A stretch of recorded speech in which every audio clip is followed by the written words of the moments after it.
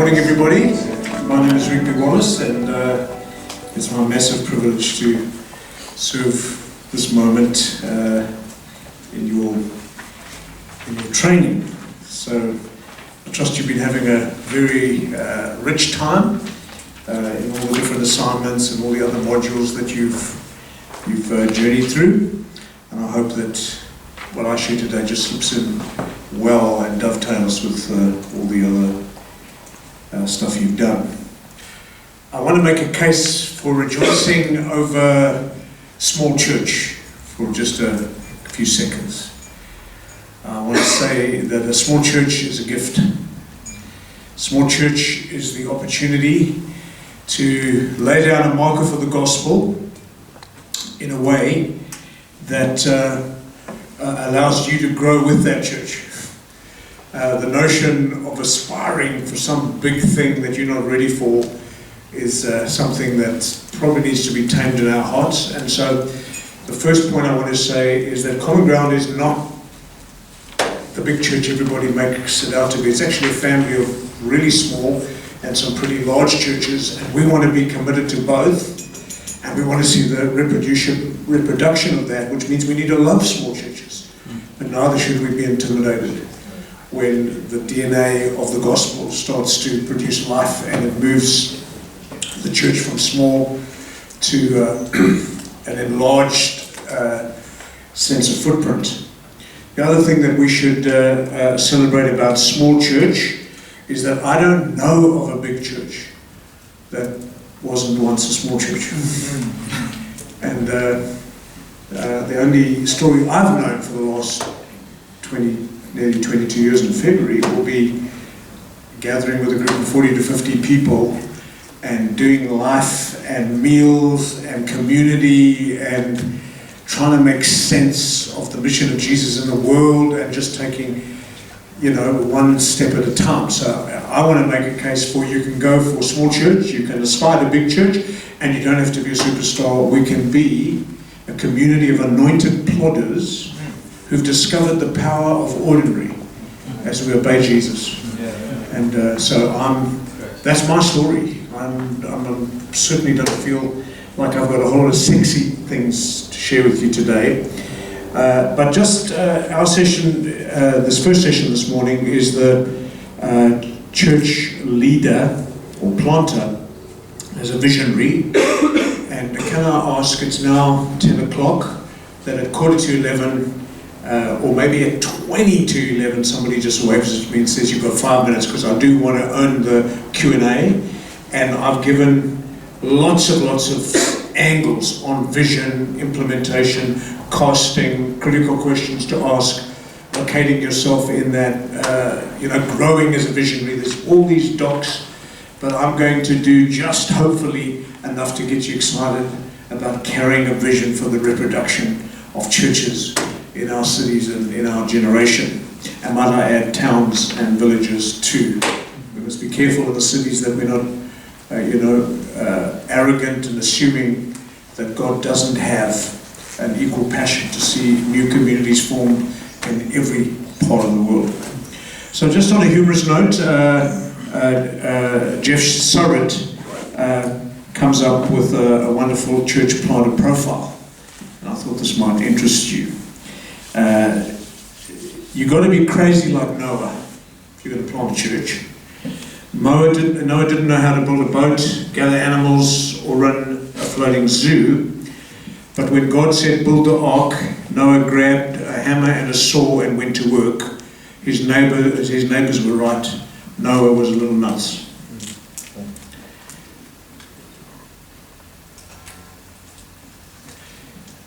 Church planters are little nuts. No, I'll leave that one out. You're arrogant like Nehemiah. You talk about sanctified arrogance, that he had the audacity to believe that a ragtag group of rejects could be turned into a top-notch building crew. He thought this newly assembled crew could build a massive wall that had laid it in ruins for 70 years in a matter of weeks. And Nehemiah thought he was just the man to lead the project. Nehemiah was a little arrogant. A church planter goes to a city where the vast majority of people don't attend church, where dozens of churches with massive budgets and bloated staffs are slowly dying. A community where dozens of leaders before him have failed to build a sustainable church. He looks at the dismal statistics and says, I can do this. Guys, that's what church planting is all about. We stared down opposition. You're determined like Caleb. When Caleb is 80 years old, he goes to his long-time friend Joshua and says, listen, dude, I've done everything you've asked me to do. I've fought side by side with you to drive the heathen from the promised land for 40 years. I've put up with all the yammering and complaining of the Israelites. I've eaten so much manna and quail, I can't face another chicken sandwich. Now give me my mountain. I love it. I'm 63 and I need that one. Church planters struggle understanding the word no. When the school says no, they hear, not today, come back tomorrow. When their neighbor next door says no, they hear not yet. When the high capacity potential volunteer says no, they hear, I don't quite understand the vision. Great church planters are determined not to fail. They don't back off too easily. And then this is a lovely one, and then we'll get into it. You party like Matthew. When Matthew realized Jesus was the long-awaited Messiah,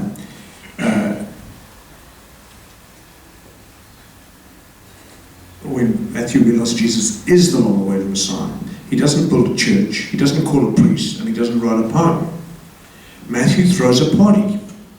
And based on the guest list, Matthew's gang of tax collectors and sinners is like a party to be remembered. The cops may or may not have been called.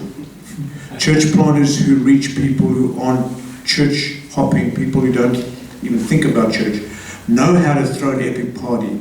There's music, there's laughter, things sometimes get a little out of hand. Church planting and party planning seem to go hand in hand. Evangelistic church planters tend to party hard.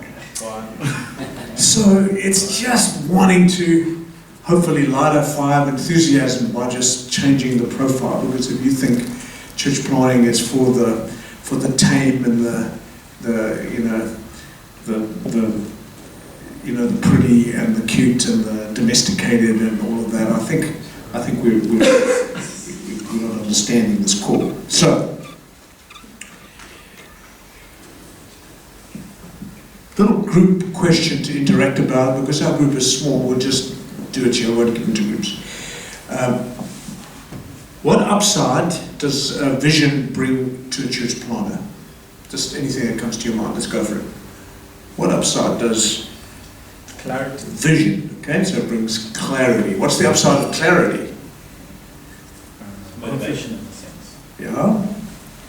Also helps to recruit. Yeah. You know, people want to know what and why. Yeah. Where, what and why. They want to know. And if you're going to call people into a vision and lead them into a vision, well, that vision needs to have clarity. What's the upside of vision? Keep going. Encourages. Yeah. Or energizes. Energizes. Yeah. Wow. Anyone else? It gives us belief. Makes people to believe they can do it. Yeah. Yeah. So it encourages, but it also, casts down a marker. It's like it gives a framework to we're gonna do life in this framework, and of course, what that framework is another question. 4 things that vision weaves into our daily lives when it's in place for you and the people who follow you. It's a sense of purpose. Why I'm here, it's my reason to get up in the morning. Number 2, a sense of passion. The mundane matters in vision. There's nothing that doesn't ordinary dots connect to an extraordinary work of gospel forward movement. 3, I think you hit it, is motivation. And 4, direction. You know where you're going, so you can create the slipstream for those you want to take with you. And It also, the thing that it weaves in is simplicity in decision making, because you're measuring everything you're doing against this vision you've clarified. Okay, another question. What is the difference between vision and values? Don't get technical on me here, but there's a general sort of headline understanding. Maybe vision is where we're going and values of how we can get there. Yes, brilliant. Yeah. Another way to say the how is values describes the kind of people that are going to get there. So that's what we call values, is like your DNA. Your values is your soul print. It's going to determine your footprint. If your footprint is your vision, where you're going, then your soul print or your values, the kind of people that are going to flesh that out. Question, why do some churches have different vision and values when we've only got one Great Commission? Isn't that can't we argue for church division on the basis of there's just too many churches? What would happen if we just all said there's one vision and one set of values and it's called the New Testament? Well, I mean, it's overly simplistic and probably childish. But why? Think about it. What makes churches different is not the Great Commission. What makes churches different are contexts. Where are we planting those churches? The socio-economic realities into which that church is planted makes a church really, really different. What else makes a church different? The personality and gifting of the leader. You don't have churches led by the same kind of leader. What else makes a church different? People. The gift mix of the leader and the priesthood of all believers. We started a church I led a church in Johannesburg, and then we started a Christian school, one of the first evangelical non-racial schools in Johannesburg in the time pre-94, in a time where, but we had in a church of about 65, we had about 20-something teachers. And it was like, not just their career definition, but they had this burden to educate. And it was like out of that, we had this already ready mix of teachers who were committed Christ followers and were able to start that school, which is still going today, 10 acres of land with about 400 kids. It's just fantastic to see, all from a little idea, but it started with, now not every church is going to do that. And the best reason why we should affirm difference, we've all got one Great Commission, but there can be different visions and values for fleshing it out depending on all the things that I mentioned. But one way that we can endorse that is to recognize that when Jesus wrote 7 letters to 7 churches in Asia Minor, what is he affirming?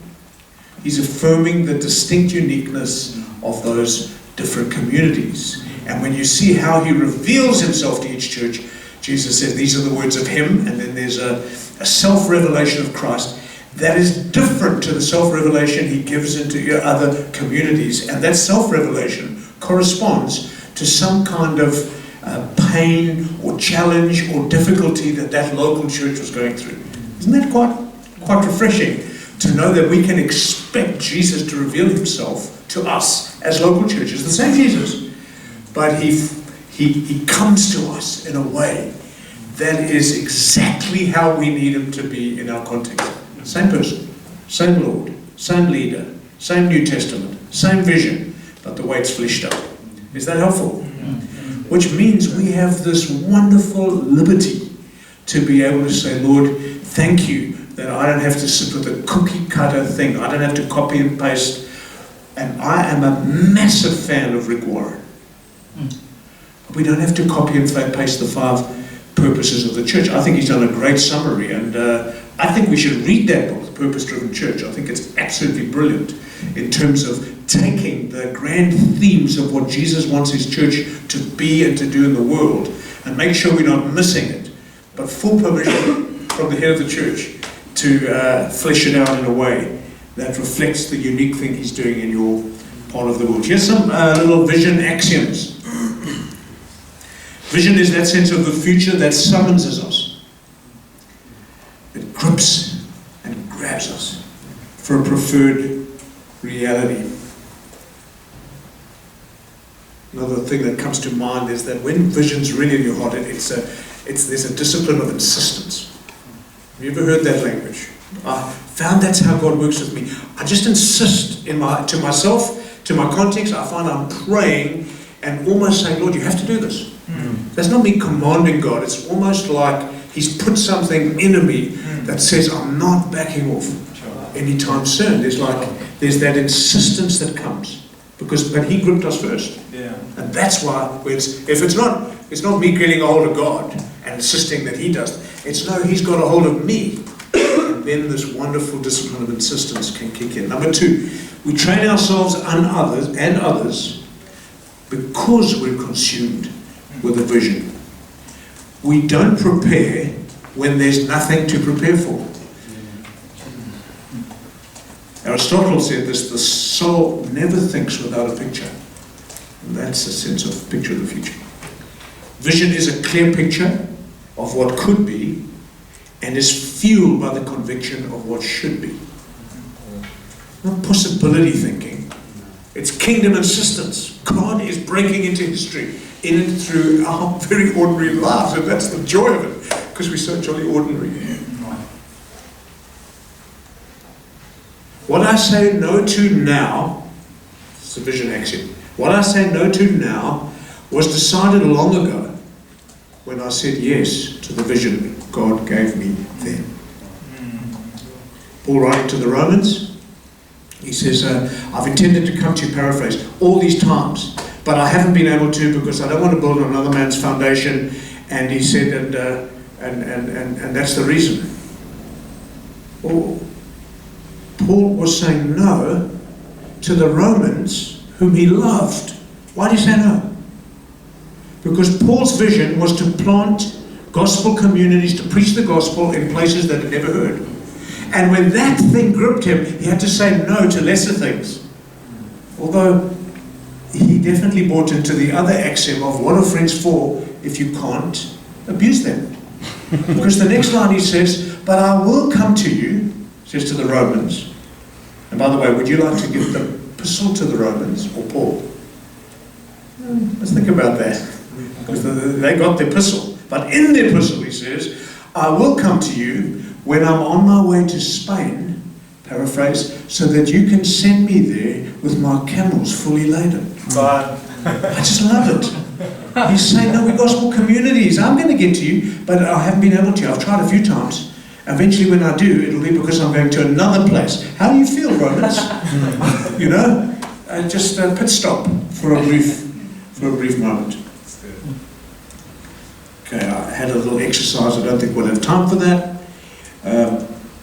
Here are some principles and laws of vision for planters and leaders in the local church. Let me just say this again. Because we've got the Great Commission, I'm sad, but I applied. Because we've got the Great Commission, guys, we don't need permission. Write that down. Brand it on your heart. This notion of, oh, God, it's like going to your wardrobe and saying, oh, Lord, I don't want to make a mistake. Today I want to please you in every way. Should I wear the blue shirt or the red shirt? Oh, please, Lord, give me guidance. Should I wear the blue shirt or the red shirt? And the Lord says, wear any shirt. I'm your father, not your mother. Okay, a bit of a stereotype there. The point being is that God has given us the freedom. He's already said go. That's the command. You're never going to be in any trouble if we go blind church where the gospel has never been preached, where there's no witnessing presence, where there's no lampstand, where there's not a colony of heaven on earth representing the reign of Jesus Christ. We're not going to get into trouble. And I just think we need to preach that to ourselves.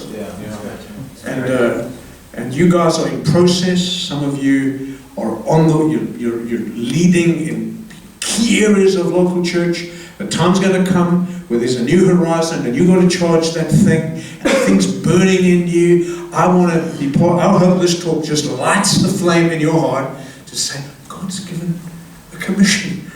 I can start to be confident and bold and operate within the wide riverbanks of that. Yeah.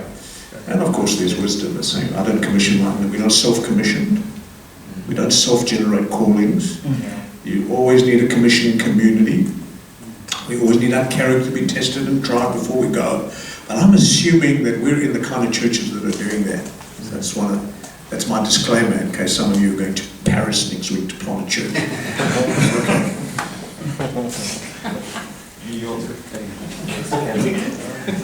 Another law of vision is that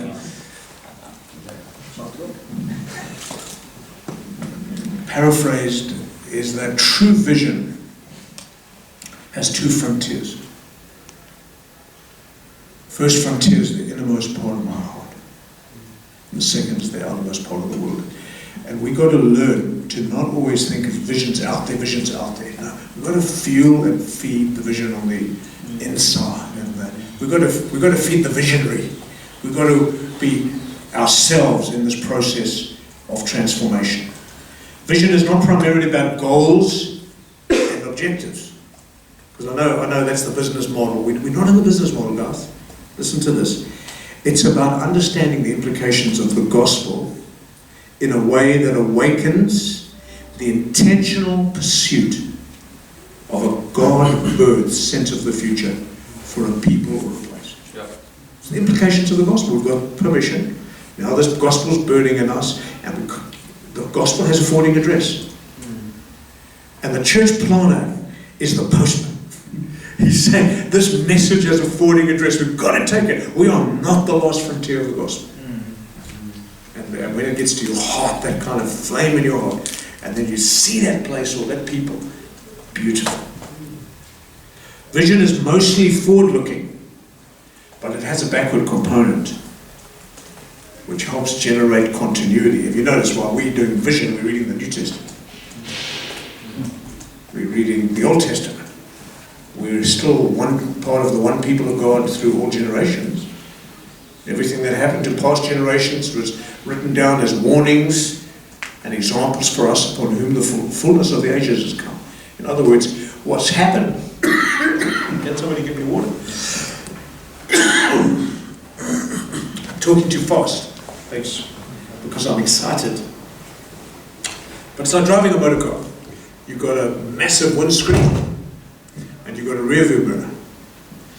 And the dangerous part of moving forward without reflecting in the rear mirror, your passengers are at risk.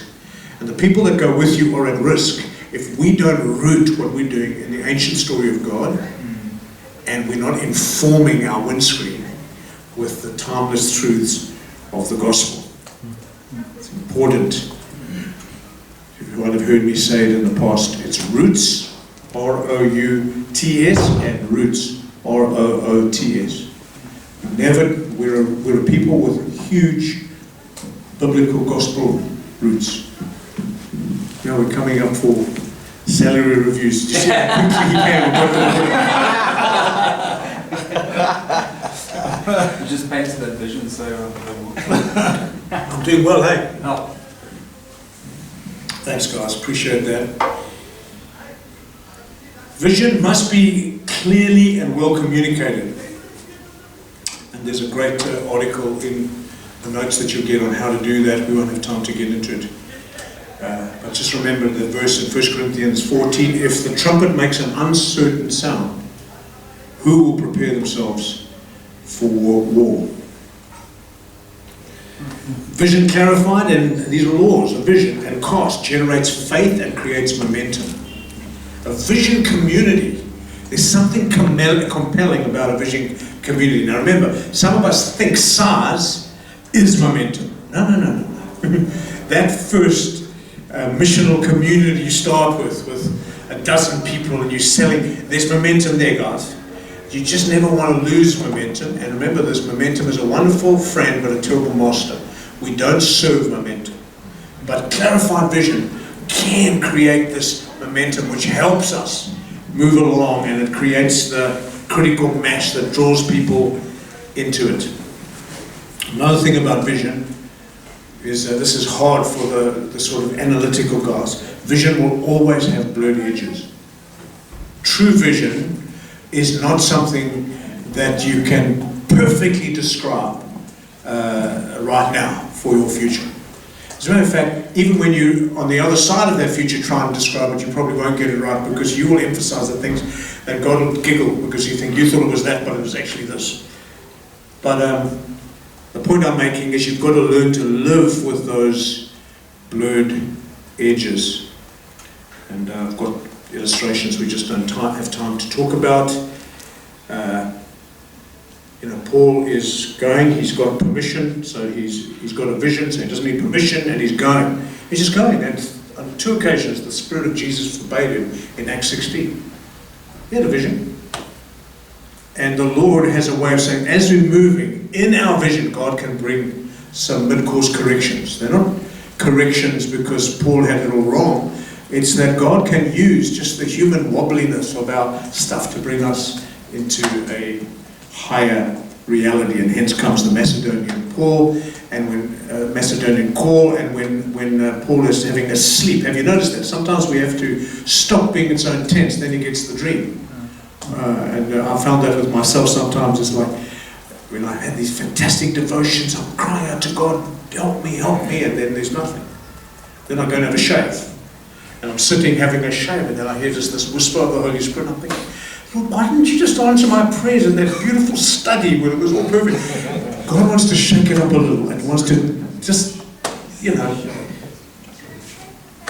he just doesn't fit very well into our compartmentalized little boxes that we sometimes come up with.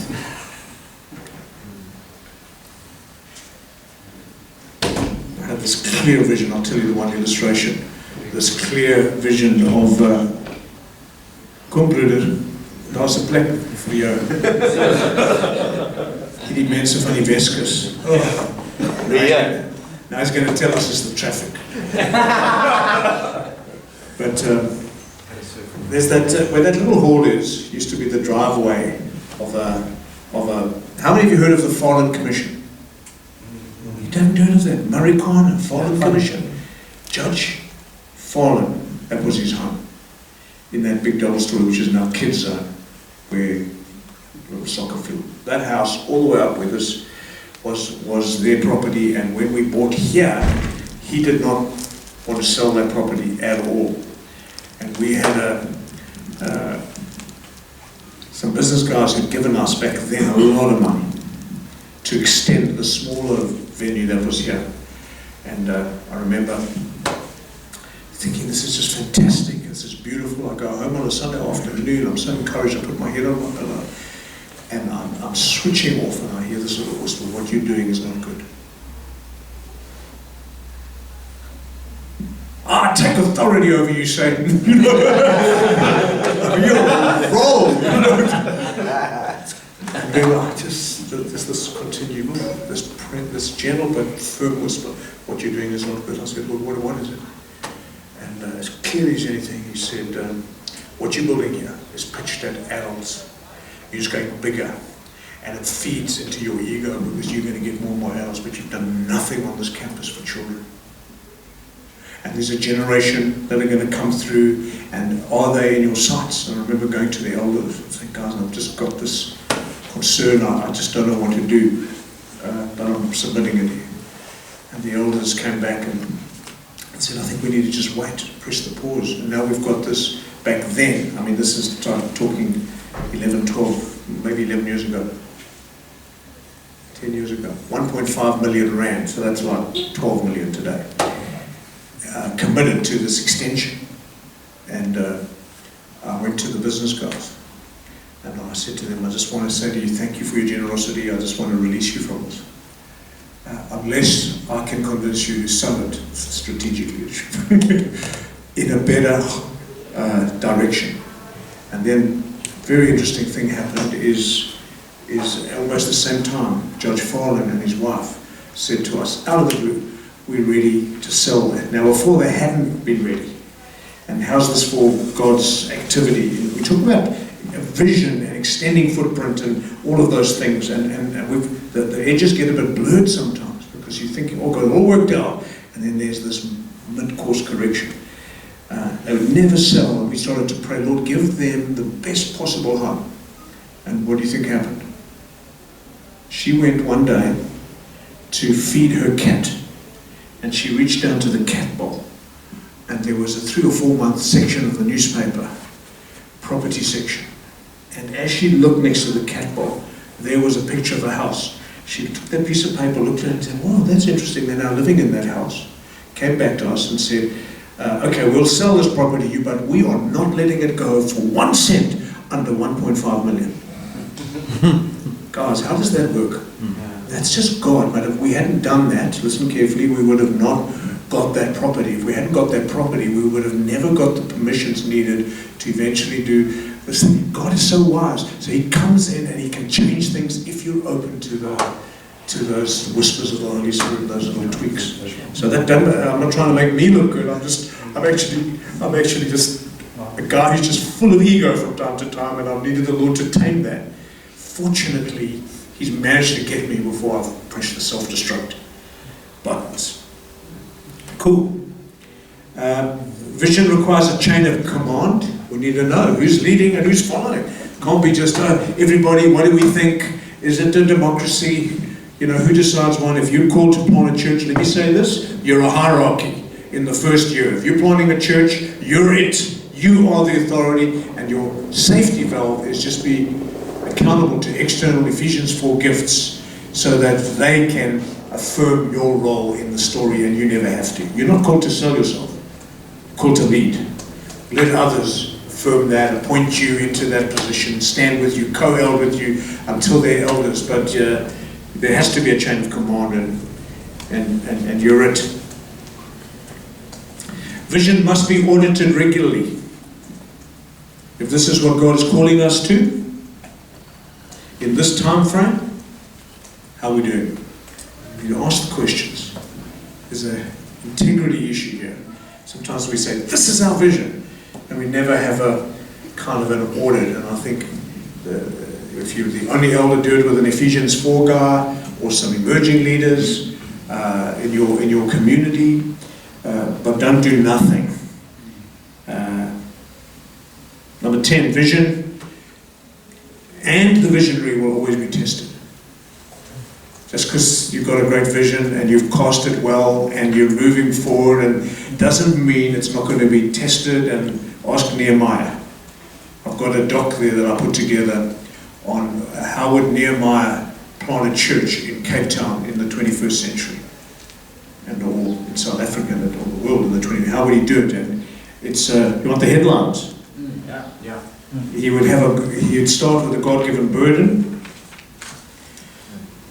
which he did when he went and surveyed the ruins. He would have a God-given theology for that vision, because he was able to articulate back in his prayer, God, we've strayed, we've gone away from you. The reason we were in the ruins, he had a reason why they had to rebuild, because it was on the other side of the 70 years of Daniel's prophecy. He knew this is the time. He read the moment well. He embraced a season of big picture prayer. So he was praying. And you can read all those prayers, they're in the doc. You would have to make some massive asks. And in the context of Nehemiah, it was of the king. Was it Artaxerxes, or he made this request? He requested what? He requested letters of authority to the king's forests. He asked for, what did he ask for? For leave. He asked for a season of time.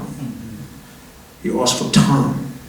And there's something he got that he never asked for. Armed cavalry. The king sent his armed guards to make sure that he was safe. God can give us more than we ask for. It's just lovely. Beautiful picture. But he made massive asks of God. Number 5.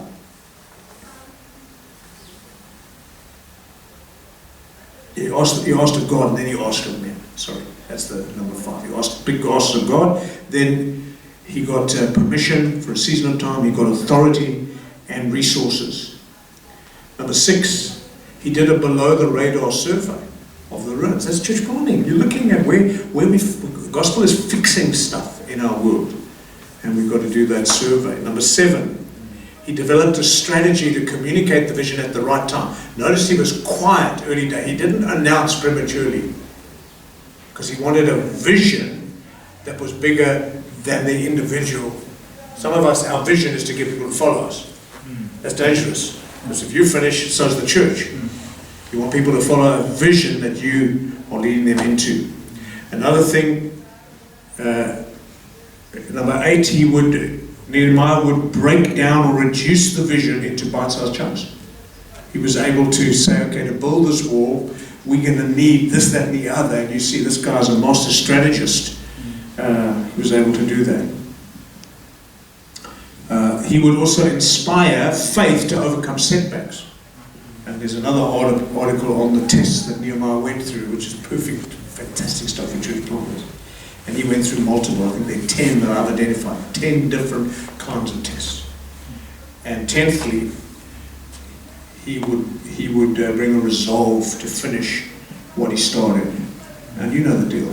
He did it in 52 days, which is a miracle for his context. I mean, it just took the breath away of everybody who watched it. 52 days.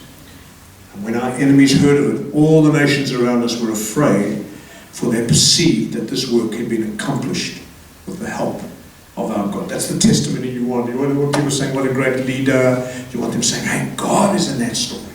God is in that story. Huh. I love this Nehemiah as a church planter. It really is a good thing to track. Just another thing that visionaries do is they lean firmly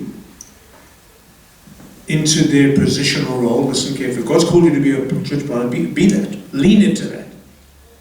But don't lead out of that. Lead out of your devotions. Say it again. The reason people will follow you is not primarily because you've got a role. It's because you bring something to your role. You bring a walk with God. You're going to ask the question, what in me is worth being imitated? What do people really want to get that I've got? Do you want them to want your role? No, you want them to want what you've got with God. Bring God into your roles and your functions. And I really don't want to talk about myself unless it's helpful, but I asked our guys about 3 years ago, I said, guys, what do you follow about me? Just help me, because I know I'm not the best preacher in town. I know I'm not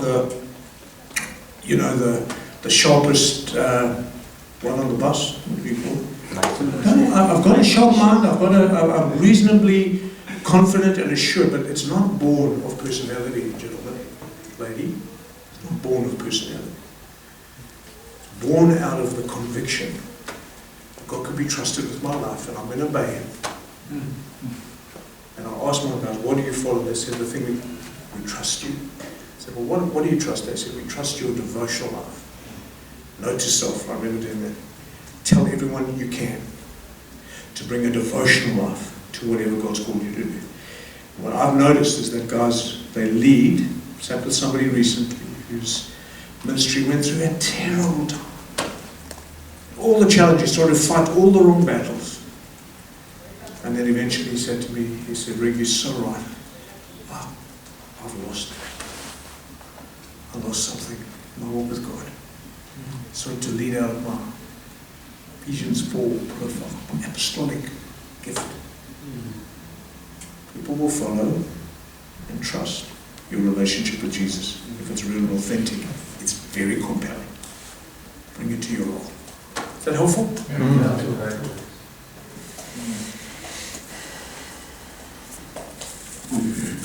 Keep your ears open to the whispers of the Holy Spirit. In so many ways, this lecture can be content-driven. I've put content in the notes. I'm trying to impart something to you that you get in your hearts and in your lives today. Keep your minds open to the whispers of the Holy Spirit. A little bit of revelation out of Hebrews 11 here. It's a hall of fame for who? For people who did amazing things in the name of God. True or false? Sure. I don't think so. It's good communication. That's our problem. So we read the Bible to look for heroes, these massive men of faith. Okay. By faith, Noah, what did he do? Built an ark. Well, did he wake up one day and think, oh, this is a really nice novel idea, let's build an ark. What happened? Noah heard God's voice. By faith, Abraham left to go to a land, paraphrase it. Oh, yay, 3 cheers for Abraham. Oh, God had spoken to him. Folk, the story of Hebrews 11 is not the story of great men, it's primarily the story of great whispers. Every one of them, go and track it, it's what God said to them in the vast majority. These people were responding to promptings of the Holy Spirit in their generation, and they obeyed. And the worst way to read that, because then we make their lives the thing we exalt, instead of exalting that God still speaks in our generation, anticipating that, expecting that, saying, well, what could you say to us to do something sensational for your glory in our day? I'm not messing with you if you've got a different interpretation. You're entitled to be wrong.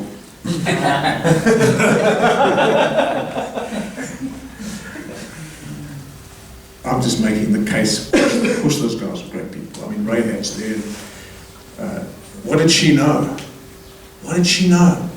Think about it. How would she know to take... She'd heard something. She'd heard the story of God. He is with these people in an unusual way. And, so the great leaders are just the leaders who just know how to hear God in their generation and respond appropriately. And they don't have to have the most gifts. They don't have to be the best communicators. Honestly believe that. But, I think we've made too much and we've exalted. All the mega churches get the airtime, but the average church in America is probably under 100 people. They don't get airtime, and they're more by thousands to one, more of those to the one mega church. And then we all want to aspire to that. And I'm saying, hey, the thing that's going to determine the size of your church, which is another article in there in terms of a vision for your church. We've only got 5 minutes. I might give you the headlines of those. And then another law of vision. When you're communicating vision, try and move from me to we. The law of vision is you want people to own it. If you keep saying, God's called me to this, and God's told me that, and God told... Rather try and find a way to share what God's saying with a community feel. As we as elders have been praying, as we as the primary, you might have been the big deal who got the primary revelation, but you'll produce way more ownership in those that are following if you communicate this as a corporate word and something of God's call on us as the people. You know what ego is an acronym for? Edging God out. And whenever we do stuff that makes me look good, you probably have edged God out in some way. Whenever you make we look good, there's no room for ego. No room. Isn't that a beautiful thought? That's great. I think I should take up an offering for that. Sure. Come on. Come on. Yeah, take our offering. Hallelujah. Snap scan, Rix. Snap scan. Okay, let me just quickly give you this last little thing, and then we'll just some Q&A. 10 factors that determine the size of your vision. It's from Will Mancini. He says, the size of your God. I know there's a mystery about one man sows, another man reaps, but God makes things grow. Why does he make it grow bigger for some and not for others? Yeah, he's sovereign. Number one.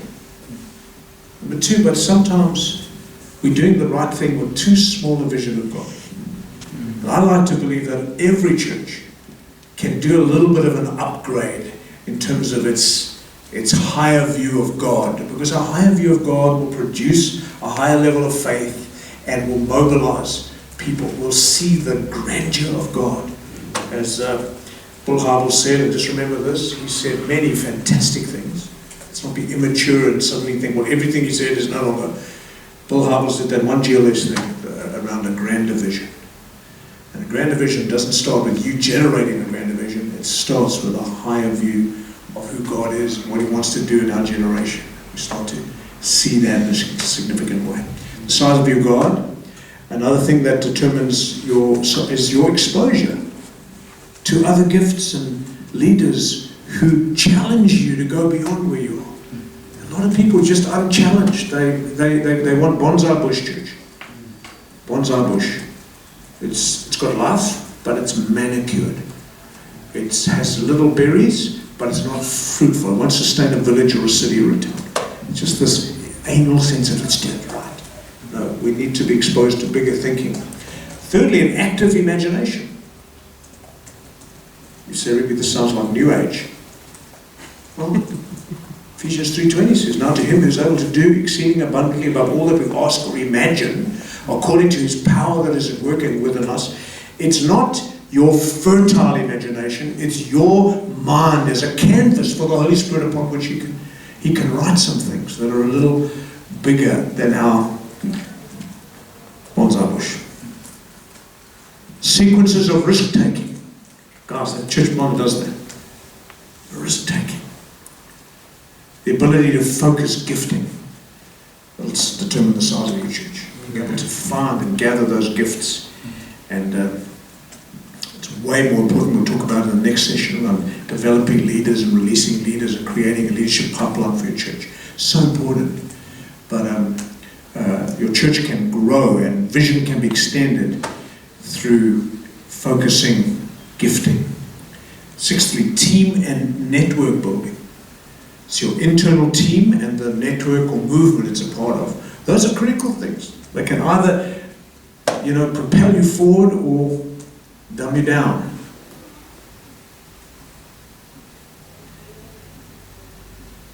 Just a few others. Recovering from big failures. How many of you know you're going to fail? Let me just prophesy this over you. I just want to be that faithful God. I just want to say to you, I love you dudes and dudettes. Unbelievable. You're fantastic people. I know the quality of the people in this room. You're fantastic. But you're going to have some failures. And it's okay. It's okay. You're in great company. Just do the rear view mirror. And we'll see that there is some. Imagine the great Barnabas gets it wrong with Simon Peter.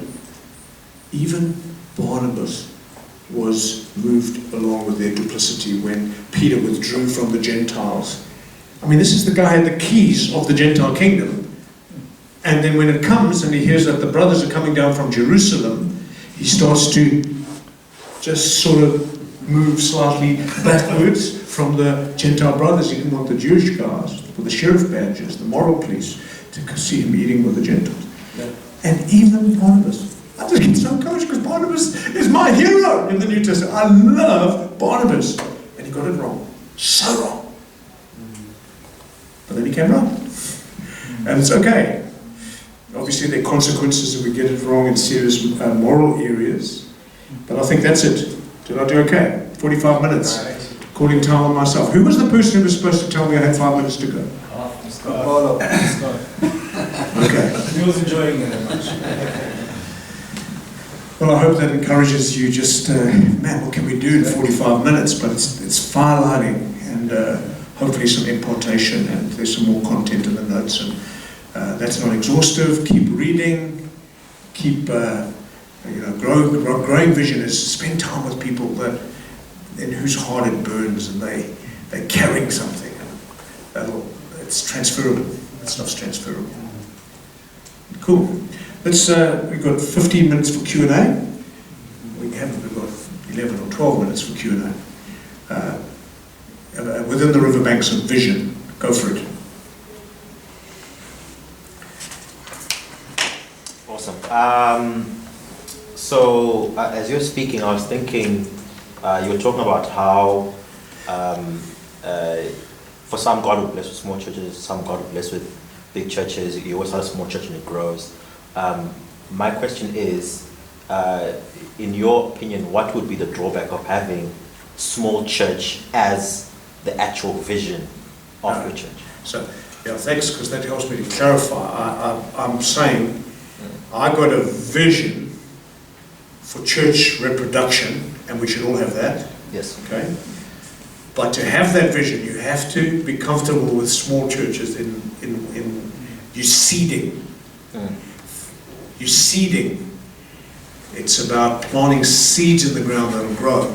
But I remember my first prophetic word that ever spoken over my life as a young leader, youth kind of leader. The guy said, prophesied over me. I mean, this is supposed to encourage me. Be patient. Don't rush God. There is seed time before the oak. Am I sharing that? Is I've had to learn to embrace God's seasons and processes. So another analogy is in the sort of biological world. Think of children. When a child is two, it can have within them the DNA to be a ramping 30-year-old muscled up man that looks something like me. But at 2, it's not going to be that. Yeah. And I don't know any processes that can take a 2-year-old and make them a 30-year-old. So I'm not saying... 28 years. Thank you. This guy's pretty sharp. The guy's been in the traffic and is in But yeah, I mean, it's a good point. We're talking about embracing and enjoying God's seasons and processes. Our problem is, I'll tell you, let me give you my new word. I am so captivated by this new word, and I'm doing studies and research about it, and I'm reading about it. So the word is called hyperreality. Hyperreality, as opposed to reality that's just based on facts, or ultimate reality is reality from God's point of view. Hyperreality is exaggerated reality. And let me make a case this morning that most of our realities in the 21st century are hyper-reality based. Case in point. There's a book that's been released. How many of you heard of the book by Hans Gosling, Swedish guy, Factfulness? Okay, it's your Christmas reading. Just go and get this book. It's secular. But it is absolutely remarkable. Bill Gates is just the best book he's read. He's just done a TED talk on the thing. The concept of reality, what's true, and factfulness is saying, yes, we need to be mindful, but what happens if we don't actually know what's happening? What happens if the biggest commodity in the world today is ignorance? And the people who are peddling it are the media. This isn't a conspiracy theory. It's the way newspapers sell. Is they sell hyper or exaggerated reality, which means to sell they have to dramatize reality. But where are their sources? And on the TED Talk, he does this, just go and Google Hans Gosling, go and watch the TED Talk, it's about 20 minutes. It'll blow your socks. It'll absolutely blow your mind. It'll give you a new confidence and optimism for the mission of Jesus in a world. I did my own version of fact check. So we today, how many of you are feeling like the church in our culture is on the back foot? How many feel like church attendance is down dramatically versus when we were, in the 1990s? Dramatically from the 1980s. You know what the average church attendance was in America in the late 1950s into the early 1960s? Average church attendance, 49%. What do you think it is now? 40% of a much bigger enlarged America. So relatively speaking, there's been a slow kind of a decline. But when you go and do the research, this whole last wave of gospel-centered ministry, there's almost like a rebirth of the church. What we're experiencing in the room here, I did not experience. The kind of conversations, the content, the maturity, the godliness, the sense of clarity and vision and purpose. When I was at Bible college in the early 1980s, we had none of this. It was just religious moralism. Guys, we're living in one of the best moments of church history, but of course we've also got the background of socio-political developments, and we can't trivialize that. We can't avoid crucial conversations. But I think our problem is the lens through which we measure and read everything. We've got to be very, very careful that hyper-reality is not distorting our sense of what's really happening. Do you know that 50 years ago, I think it's, what percentage of the world, 100 years ago, what percentage of the world was living in poverty? Rich, you're going to love this stuff, because it doesn't build, we never trivialize, but it'll awaken in us a confidence that actually, globally, things are actually getting better than they've ever been. About 80% of the world was in poverty by today's standards. And now 20% of the world is in poverty by those same, by more developed, sophisticated standards. And here's the issue: there are no innovations needed to totally eradicate poverty. We need political will and good governance to be able to do that in terms of global dynamics. I'm just saying, hyper-reality. So when we look at our own, when we look at our cities and we look at our world, the tendency is to think we're in the last days. And the last days started in the Roman Empire, in the 1st century. Those are the last days. And we're still in the last days. For 2,000 years we've been in the last days. But we've got to do some fact check. And South Africa features in the research. It's very interesting. I don't want to spoil it for you. But our problem is we will die of despair if we're not able to bring hope to how we're going to change the world. We're not backing off. We are going to have to address things like inequality, race relation, all of those conversations. We've got to be very, very careful of hyper-reality, a sense of exaggerated reality that is divorced from actually what is happening in the world. So, your question was? So my question is...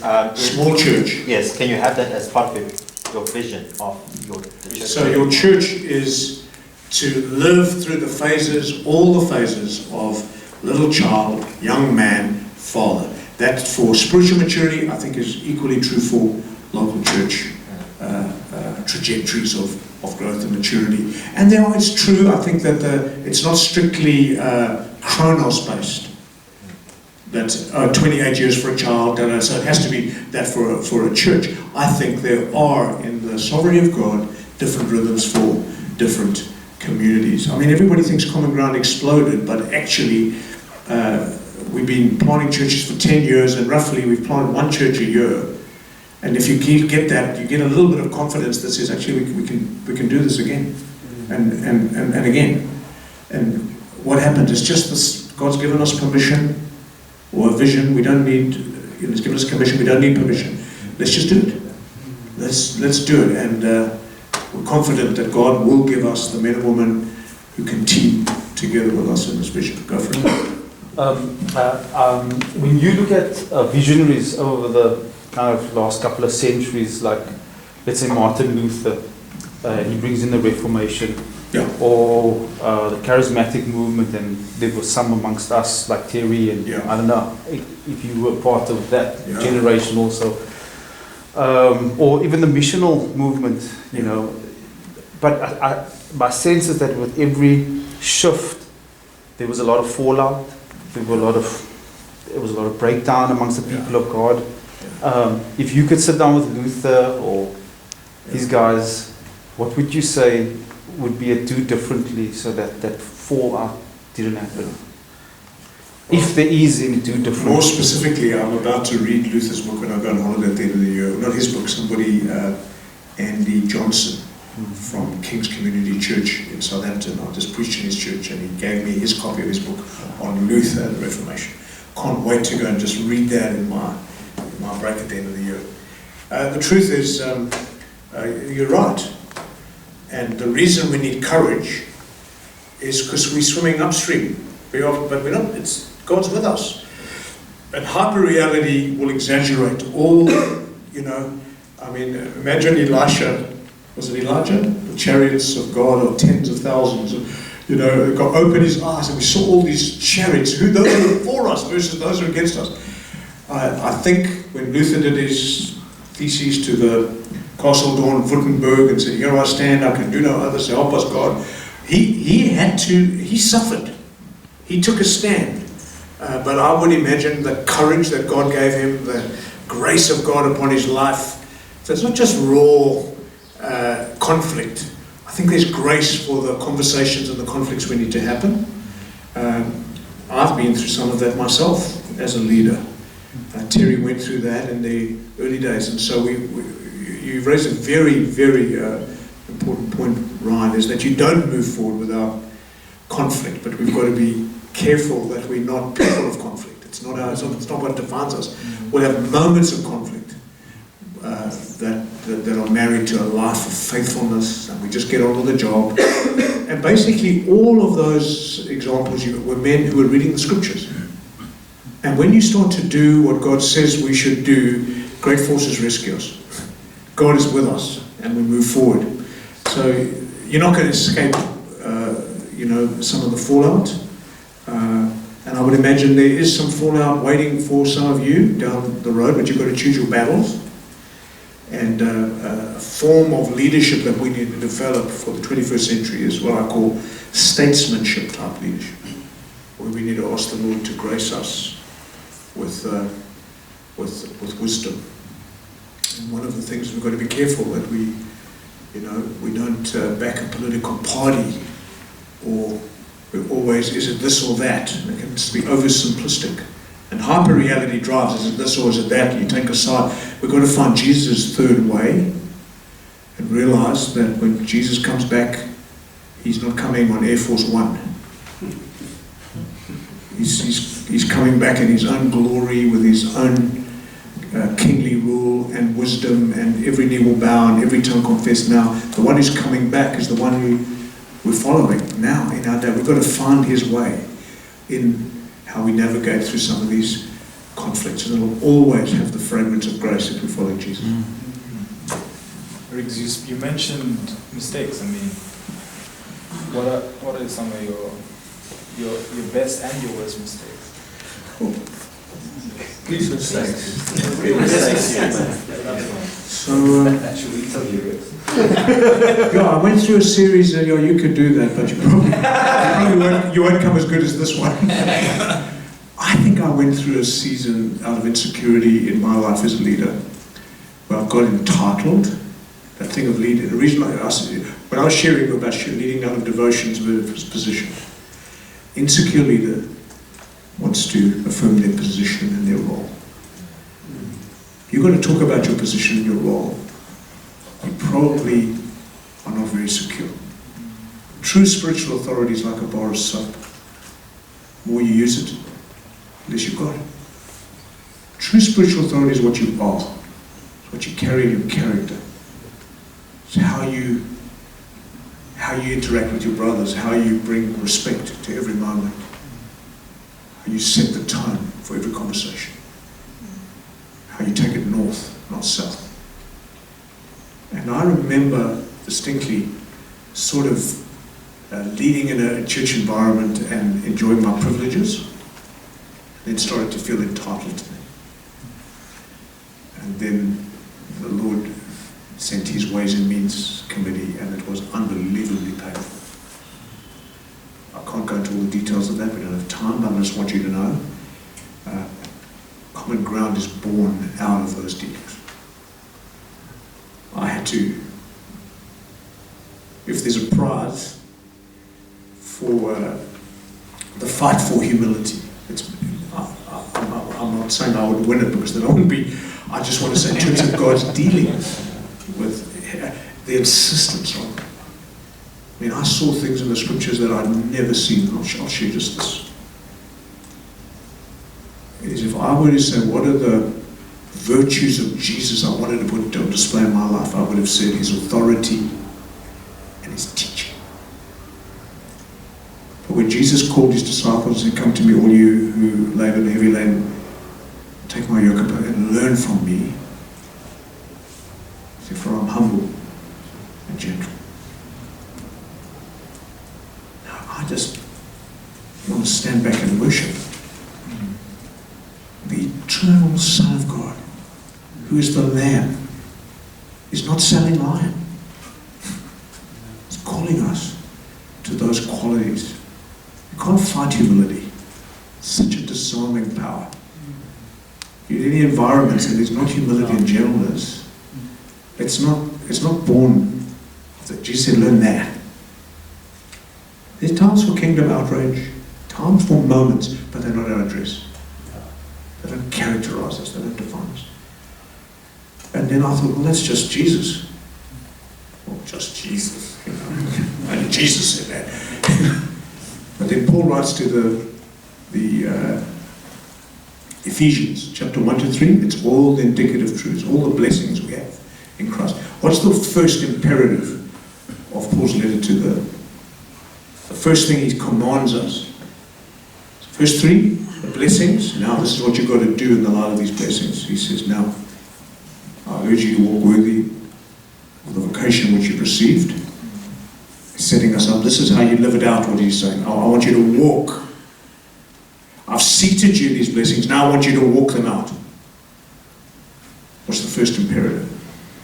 Turn there. What do you see? Chapter 4, 1 to 2. Come on, let's own something, because the Holy Spirit falls on us. Behold the Lamb who takes away the sins of the world. He was in the water. The Holy Spirit fell on that. There was no roar yet. The roar came because the Lamb was in place. And our leadership development practices are so driven toward the raw qualities. This isn't in the notes, guys. Sorry. But I mean, this is like your question draws it out. What does it say there? Bearing with one another in love. Read from verse 1 of chapter 4.